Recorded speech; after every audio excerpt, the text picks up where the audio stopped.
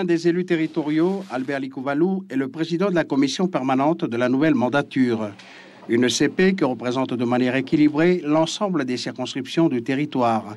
2 membres au titre d'Ouvéa, un pour celui de Halo-Futuna et un autre de Singave-Futuna.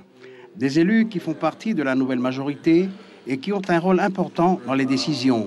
Dans son article 28, la commission permanente ne peut en effet délibérer que si les membres sont au complet, les décisions étant prises à la majorité des voix.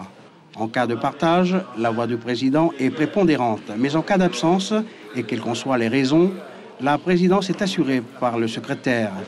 Selon un calendrier établi à l'avance, la CP se réunit 1 fois par mois. Elle gère les affaires qui lui sont confiées par l'Assemblée dans les limites de leurs compétences. Toutefois, en cas d'urgence et d'impossibilité, elle peut réunir l'Assemblée dans les délais nécessaires afin de délibérer et émettre des avis dans les matières relevant également de la compétence de celle-ci.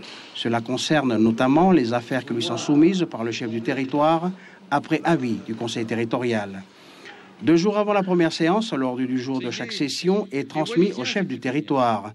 Ce dernier, au même titre que le président de l'Assemblée territoriale ou de leurs représentants, assiste de droit aux séances de la commission permanente avec voix consultative.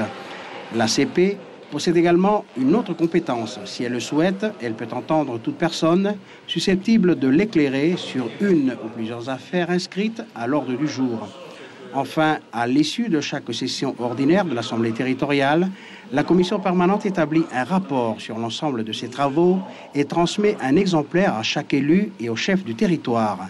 Pour cette nouvelle mandature, 14 gros dossiers sont déjà déposés sur leur bureau. Un menu très varié qui les attend pour les prochains jours.